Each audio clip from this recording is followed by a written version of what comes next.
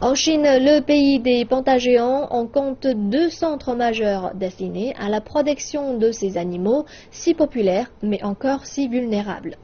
Une équipe de CCTV français s'est rendue dans l'un d'entre eux, le centre de recherche sur le panda géant de Chengdu, pour en savoir un peu plus sur la situation de l'espèce après 10 années de préservation.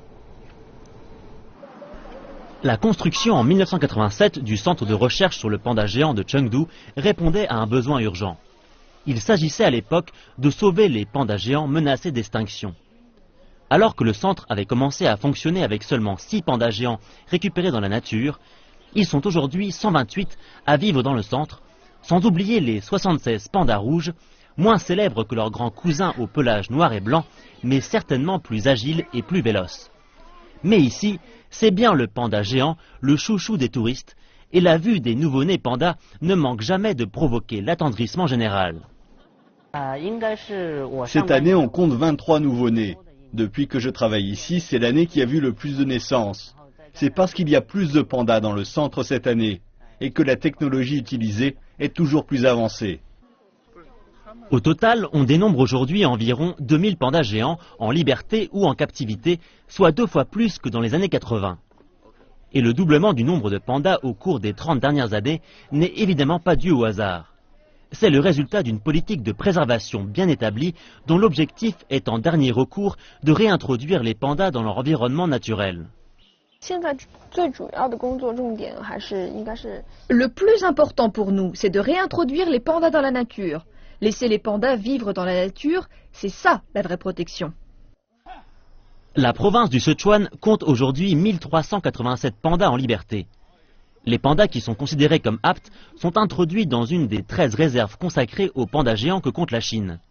Ces réserves permettent de protéger les pandas du braconnage, mais aussi de préserver les forêts de bambou qui constituent la quasi-totalité de l'alimentation de l'animal.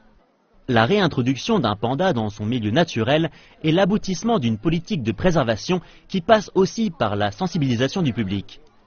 La popularité planétaire de l'animal a été favorisée par la fameuse diplomatie des pandas, consistant à prêter des pandas à l'étranger, mais aussi par des initiatives extérieures à la Chine, comme lorsqu'en 1979, le panda est devenu le logo du Fonds mondial pour la nature, un logo devenu célèbre dans le monde entier.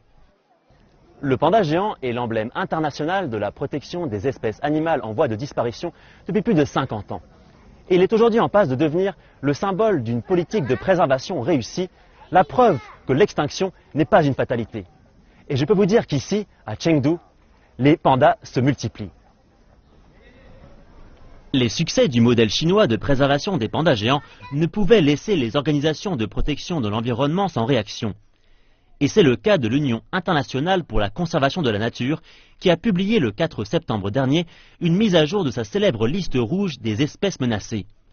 L'ONG, qui avait répertorié le panda géant comme espèce en danger depuis 1990, a décidé de le classer désormais dans la catégorie espèces vulnérables, soit le niveau le plus faible des espèces menacées.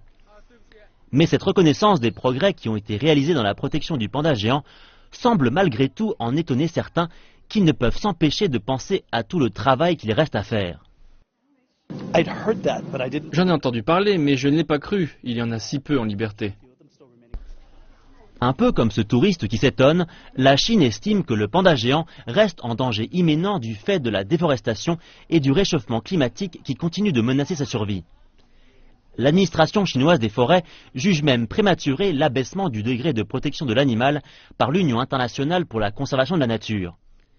La prudence des autorités chinoises vis-à-vis de ce satisfecit étranger concernant la situation des pandas est finalement un bon signe pour l'avenir de ces animaux encore fragiles. Car on comprend bien qu'ici, au centre de recherche de Chengdu, la vigilance reste de mise et que les pandas géants bénéficieront encore longtemps du soutien des êtres humains.